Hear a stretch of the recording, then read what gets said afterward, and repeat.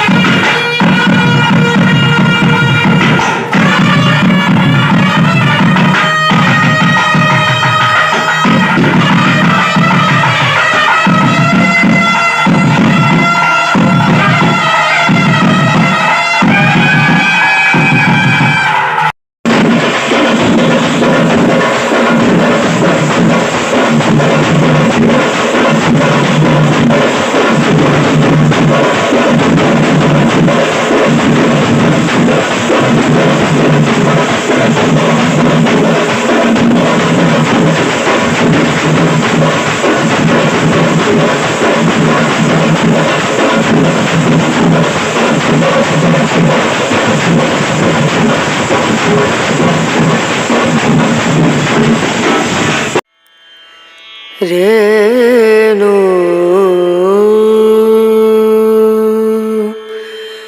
ರನ ರ ನಾ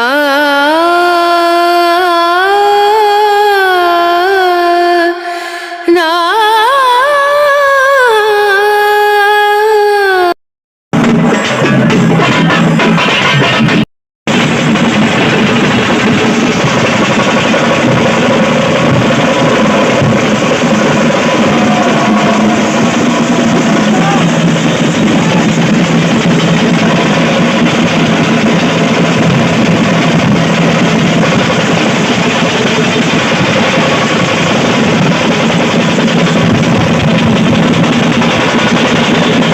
ಶ್ರೀ ರೇಣುಕಾ ಆದಿಪರಾಶಕ್ತಿ ಯಲ್ಲಮ್ಮ ದೇವತೆಯ ಬ್ರಹ್ಮರಥೋತ್ಸವ ಶುರು ಆಗಿದೆ ನೋಡಿ.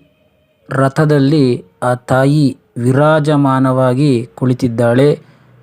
ಭಕ್ತ ಜನರ ನಡುವೆ ರಾಜಬೀದಿಯಲ್ಲಿ ಬ್ರಹ್ಮರಥೋತ್ಸವದ ಸಮಾರೋಪ ಸಮಾರಂಭ ನಡೀತಾ ಇದೆ.